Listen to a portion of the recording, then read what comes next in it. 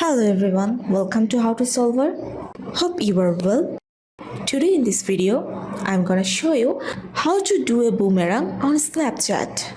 Before starting the video, please subscribe to How to Solver. So let's go.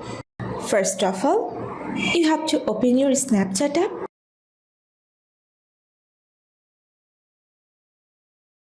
Now make 2 seconds video. Here you can see this icon. Tap on it.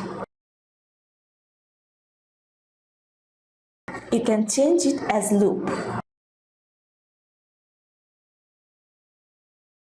Now click on save. If you want to share it as your story, then click on share to.